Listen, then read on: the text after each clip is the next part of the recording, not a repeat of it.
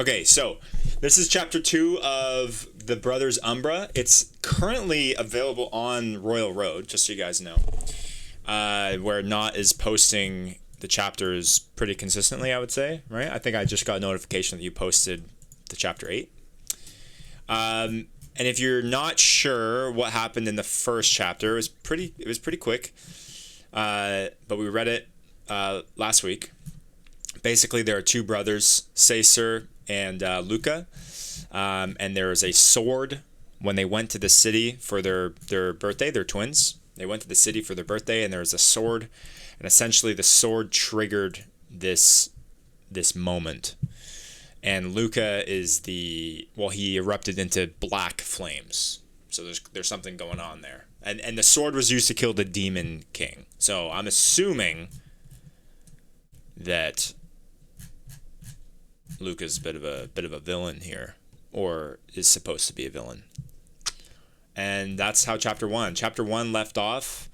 The darkness surged, growing thicker, hotter, wrapping around me until I could barely feel my own heart beat. I looked at Caesar one last time, desperate, pleading. I needed him to see me, to know I was still his brother, but in his eyes I saw something else, something that felt like betrayal. Caesar, please, don't leave me, I whispered, my voice breaking, but he just stared at me, his face filled with a terrible understanding, as if he'd known something about me all along. And Caesar is his twin brother. So that's where we're at. Chapter 2, Fracture. The world drifted in and out of focus. Everything around me was muffled, like I was underwater. I caught fragments of voices, people calling my name, frantic and scared, but they felt distant, like echoes from a place I'd already left behind. Then, all at once, I slammed back into myself. My eyes snapped open, and I gasped, lungs burning as if I'd been holding my breath for hours. The light was blinding, harsh against my face, and every inch of my body felt wrong. I tried to sit up, but a wave of dizziness hit me, forcing me back to the warm stone beneath me. I was lying in the middle of the city square, the once lively sounds of Altera replaced by a thick, unnerving silence. My limbs trembled as I lifted my hands, and the sight of them filled me with a new kind of terror, blackened as if I'd been burned alive. Wisps of dark smoke curled from my skin, fading into the air. I heard gasps from all around me and looked up to see the crowd. Dozens of people stood just beyond the edge of the square, staring down at me with faces full of fear, horror, disgust. They watched me as though I were a monster, something out of a nightmare that had crossed into their world. I struggled to my feet, my knees shaking as I fought to keep my balance. My head was still throbbing, images flashing before my eyes. Fire, screams, blood splattering, but no matter how hard I tried, I couldn't make sense of them. My memories felt foreign, like someone else's life forced into my mind. Then, through the crowd, I found Caesar. He was standing apart from the others, his gold eyes wide with something I didn't understand. Fear, maybe. Pity. Caesar, I whispered, my voice hoarse. What happened? He didn't answer. He just stared at me, his gaze as unreadable as it was unyielding. And then he did something that shattered whatever hope I had left. He took a step back. I felt my heart stutter, my pulse going cold. He looked away, his face hardening as though he couldn't bear to see me. What did you do? A voice snarled, breaking the silence. I turned, confused, and saw a man standing near the edge of the crowd, his face twisted in anger. He pointed a trembling finger at me, his eyes blazing. I saw it, the flames, the darkness. You're him, aren't you? Him. The words sank into my skin like ice. More voices joined in, murmuring accusations, casting fearful glances at my blackened hands, my still, smoldering skin. No, I didn't. I don't know what happened, I stammered, my hand shaking as I looked around, desperate to explain, though I didn't even know what was happening. Please, I didn't mean to. I searched for my father, hoping he would tell everyone it was a mistake, that I was just his son, not some monster.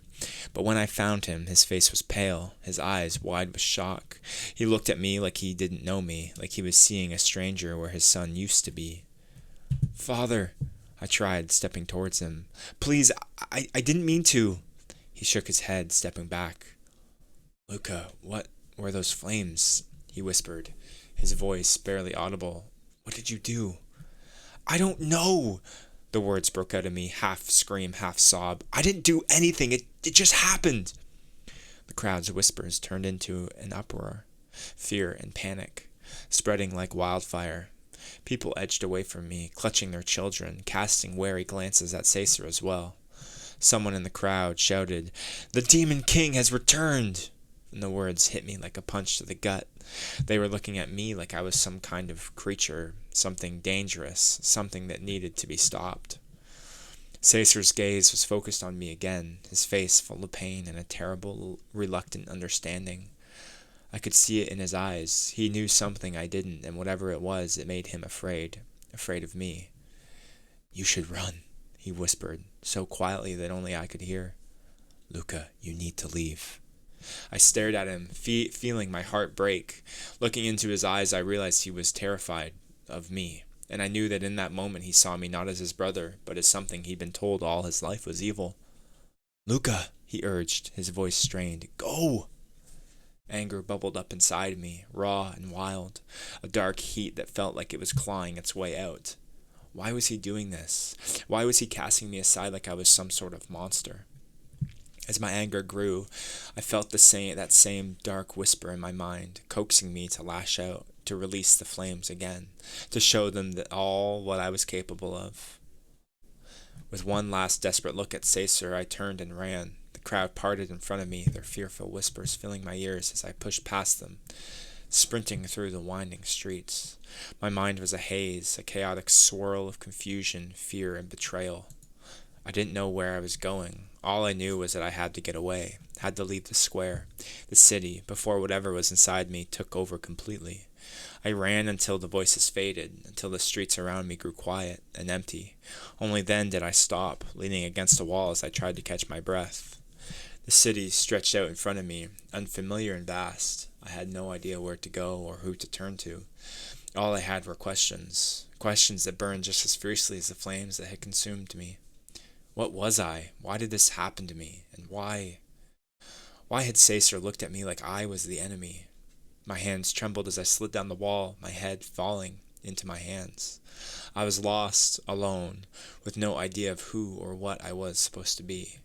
But as the silence closed in around me, a single thought rose above the chaos, chilling and absolute. Who am I? I don't know how long I sat there, my mind spinning, my body exhausted, but at some point, I forced myself to get up. Staying in the city was a risk I couldn't take. The echoes of Demon King still ran in my ears, and every shadow seemed to press down on me, whispering the same name. I was Damon, but I was also Luca, wasn't I? The thought twisted in my mind like a snare. How could I be both? The streets were quiet now, the last of the market noise fading as people settled into their homes. I had nowhere to go and no plan, just an overwhelming need to escape before someone decided to find me.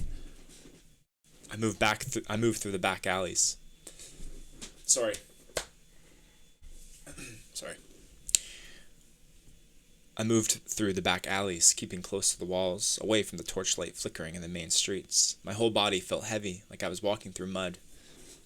I didn't know how to fight this darkness, this other side of me. Part of me wanted to collapse, to sink back down into that quiet alley and just disappear. But another part, deeper, almost primal, was urging me on.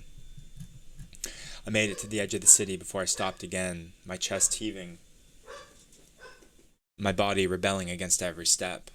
The forest loomed just beyond the gates, its dense trees casting long, dark shadows under the moonlight. It looked forbidding, but it was better than being out in the open. Taking a deep breath, I slipped into the trees, my footsteps muffled by the thick layer of leaves underfoot. I didn't look back at Valterra. Right now, I wasn't sure I'd ever see it again. After a few minutes of running, I found a clearing, a small patch of grass under the open sky, and I collapsed onto it. The damp earth cool against my skin. The forest was silent except for the soft rustling of the leaves, or the occasional hoot of an owl. For the first time since the square, I felt like I could breathe. But then the memories flooded back. I closed my eyes and flashes of the square seared into my mind, the crowd's fearful faces, Father's horrified gaze, Caesar's look of quiet, resigned betrayal. I'd never seen him look at me like that. It was as if he knew something he hadn't told me, like he'd been waiting for this moment, the moment he realized I was different. A wave of bitterness rose in my throat. My hands clenched into fists, and I felt that strange dark heat pulsing beneath my skin again, whispering, tempting me to let it out, to surrender to whatever lay inside me. I could feel it burning in my chest, filling me with a power that felt both familiar and foreign. But I didn't want to give in. I didn't want to lose myself to something I didn't understand. But then a thought crept in, cold and insidious. What if there was no other way? What if I couldn't escape this? What if this was what if I was destined to be exactly what they feared? I tried to push the thought away, but it lingered, gnawing at the edges of my mind. There was a part of me that didn't want to fight it. As I lay there, staring up at the stars, I realized that I had two choices. I could run, keep hiding, try to bury this darkness deep inside of me, and hope it never resurfaced again. Or I could embrace it. I could try to understand it, to harness it. Maybe then I could find out who I really was. The hours stretched on as I lay in the clearing. I must have drifted off at some point, because the next thing I knew, the first light of dawn was breaking through the trees. I sat up, my muscles stiff, my mind clouded with exhaustion, but I knew one thing for certain. I couldn't stay there. There was a village, a day's walk from Valterra, near the edge of the forest where travelers stopped for supplies before heading into the mountains. If I could make it there, maybe I could blend in, find a way to hide, to escape whatever fate was chasing me. Pushing myself to my feet, I set off into the trees, my footsteps crunching softly over the underbrush. I kept moving, forcing myself to focus on each step, anything to keep the overbearing fear at bay. But as I walked, a new sound reached my ears, the crunch of footsteps on leaves, somewhere behind me. I froze, my heart pounding as I strained to listen. The footsteps grew closer, deliberate and slow, like whoever was following me knew exactly where I was. Panic surged through me, and I ducked behind a tree, pressing myself against the bark. My breath was shallow, my hands trembling as I peered around the trunk, hoping, praying that whoever it was would pass me by. But then I saw him. Caesar. He was moving quietly through the trees, his gaze fixed on the ground, his expression focused and unyielding.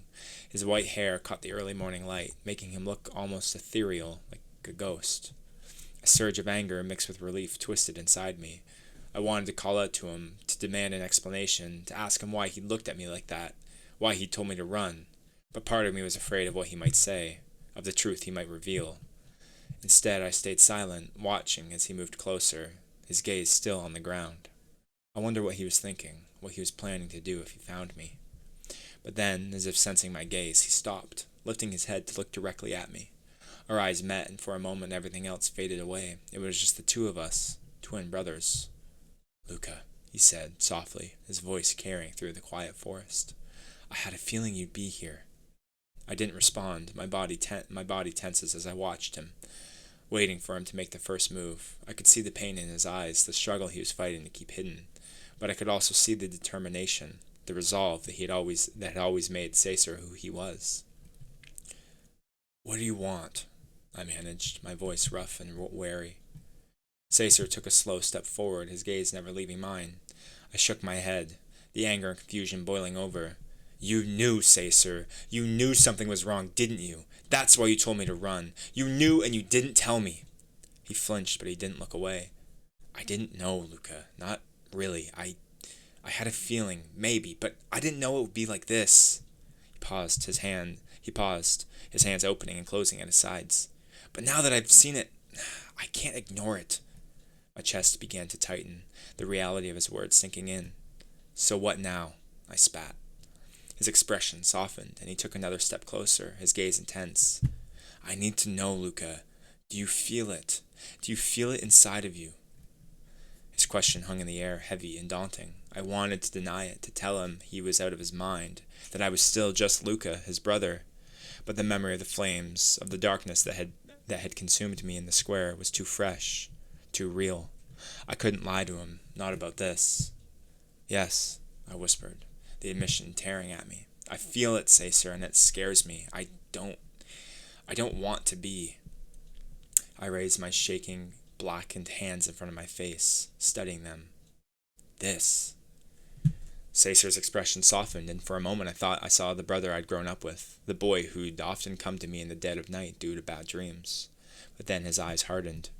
"I don't want you to be this either," he said softly, But if you're really him, then I have to do what's right. The words cut through me, cold and final. Anger began to surge through me. But really, all I was feeling was sadness.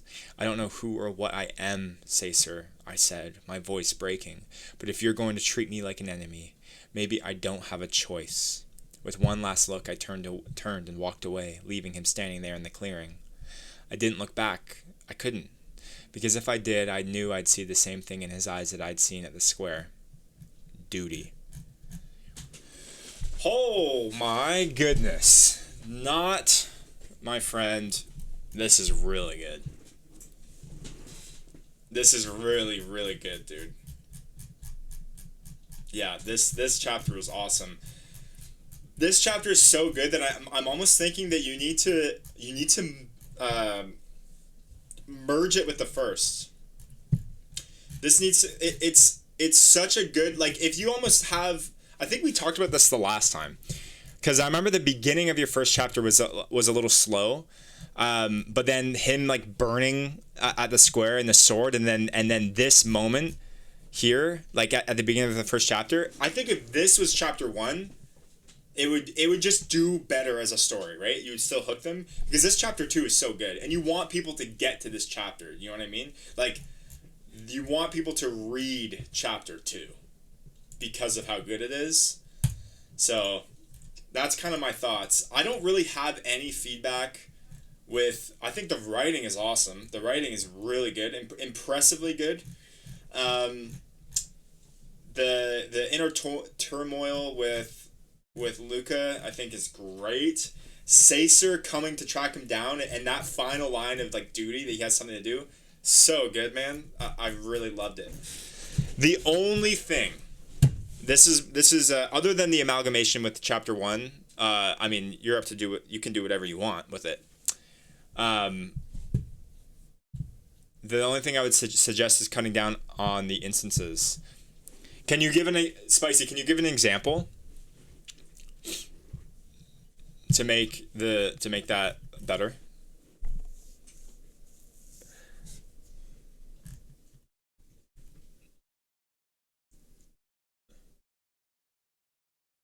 Was instances? Oh.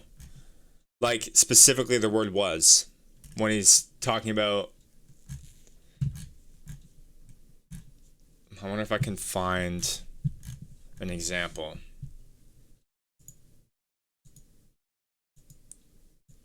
Oh. Well, it is technically present tense.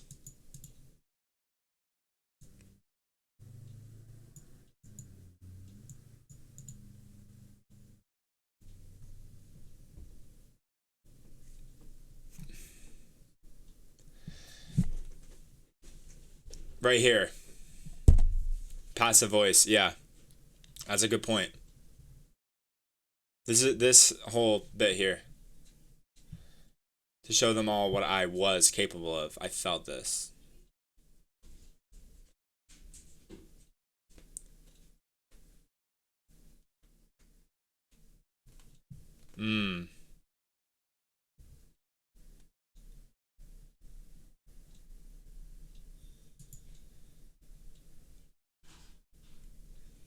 Instead of something like telling us that you felt something, show it. Yeah, that's a really good point. So right here, for example, as my anger grew, I felt the same dark whisper in my mind. Like, you can just straight up remove that part.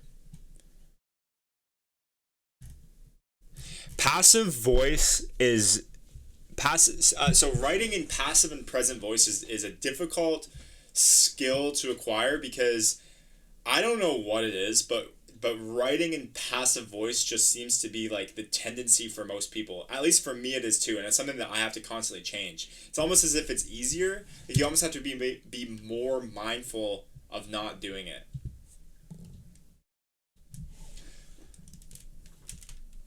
As my anger grew, the familiar. Yeah. Only thing that I will mention is that the whisper is brought up again, personified in chapter 3. Okay, yeah.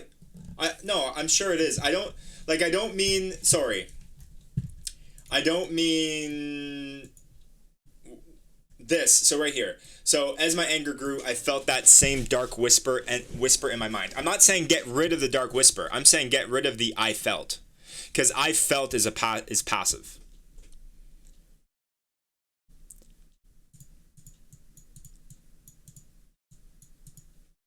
Passive. I agree with you, but not. But in this instant, it doesn't. Passive voice in this format is something that you should avoid.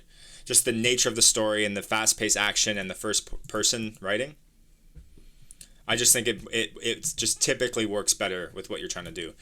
Other than technicality, not okay. Other than the technical stuff, the one feedback I have, and I said something similar in the first chapter, is the interaction with his dad. Okay, would his father look at him like kind of horrified? Would he not be more like, I mean, I don't know him as a personal character, but would he not be a little bit more concerned? Like, we kind of talked about this in chapter one, where his dad just was like, "What's happening to you?" But like, it's his son, like burning alive, and now he's like all blackened, right? I just, I get the feeling, my gut is telling me that if his dad was to be all like, "Oh my goodness, Luca, are you okay? What's going on?" and like yelling at the crowd to get back and everyone to ignore him, but then Caesar was like, "You need to run, Luca," and the dad was just confused and he's like, "What are you talking about? No," and then Luca takes off running. I feel like that will hit harder emotionally.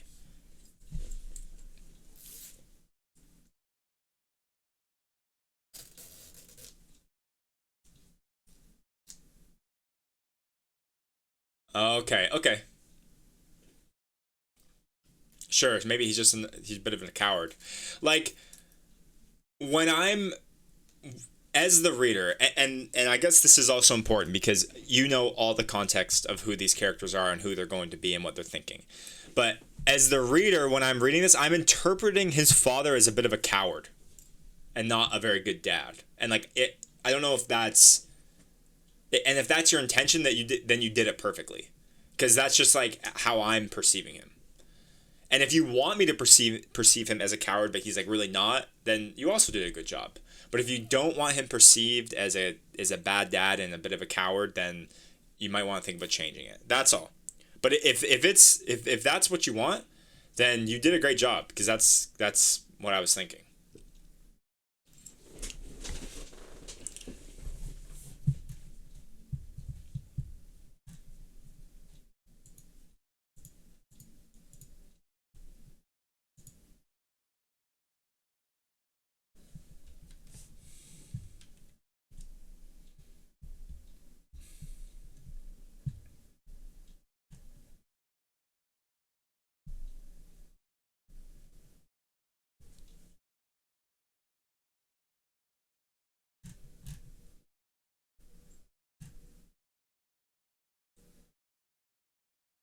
Hmm. Anyways, I really enjoyed this. Is Sklo isn't here, is she? Or he, sorry, I don't know why I keep thinking it's a girl, a woman. Let me pull up this link here.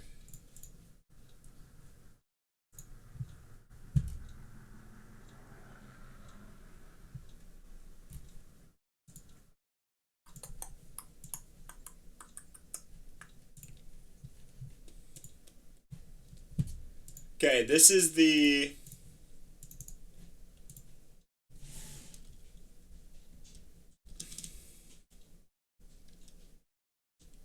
Okay, so then there you go. It worked out perfectly then. Completely worked out perfectly. You set up the character great. This guy's in the chat here. This is the link to Knott's Royal Road story, which I think is at this point up until chapter 8. So we just read chapter 2. So if you guys want to keep reading, and if you want to help him out, make sure you rate the story on Royal Road, favorite it, follow it, and all that fun stuff.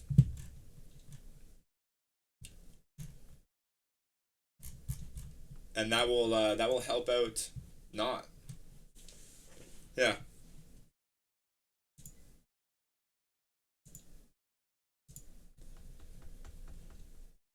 They're definitely out there, struggle. It's a difficult, like, it's just, there are times when passive voice works, okay, and there are times when when passive writing, it should be used. But specifically in this instant, like this kind of story, this first person action packed story, I don't think. I think passive voice should be kept to a minimum. That's all, and I think that's what Spicy's trying to say, is that you just want to tend to avoid it, and sometimes they're unavoidable. Sometimes it works better not to do that, but for the most part.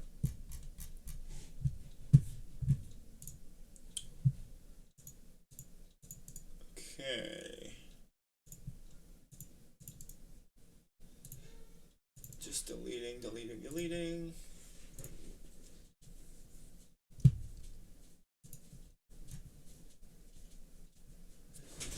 Can't lie, chapter I'm most excited for you to reach is 7 and 8. I'm probably gonna keep reading on my own time. If you want to keep submitting, by all means keep submitting, and I'll eventually get there. But I like this a lot. Not like I'm enjoying it. I'm enjoying it a lot. Keep it up. Clear. You got talent, bro. You know what you're doing. That's for sure. Keep it up.